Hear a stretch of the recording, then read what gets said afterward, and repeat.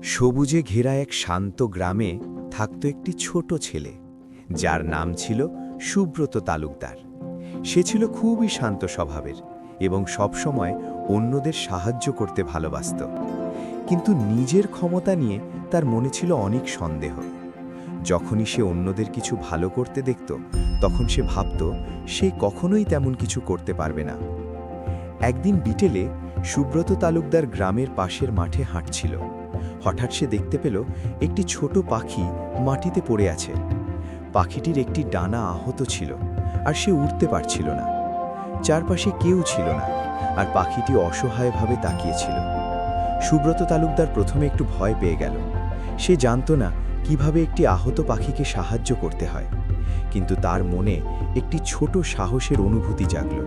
সে ভাবল, চেষ্টা না করলে কখনোই কিছু শেখা যায় না। সে ধীরে ধীরে পাখিটিকে তুলে নিল এবং নিজের বাড়িতে নিয়ে গেল। খুব যত্ন করে সে পাখিটির জন্য একটি ছোট জায়গা তৈরি করল, তাকে খাবার দিল এবং প্রতিদিন তার খোঁজ রাখল।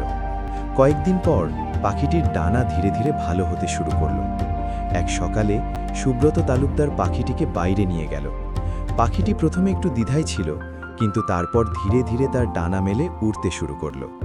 আকাশে উড়ে যাওয়ার আগে পাখিটি একবার সুব্রত তালুকদারের দিকে তাকালো, যেন কৃতজ্ঞতা জানাচ্ছে।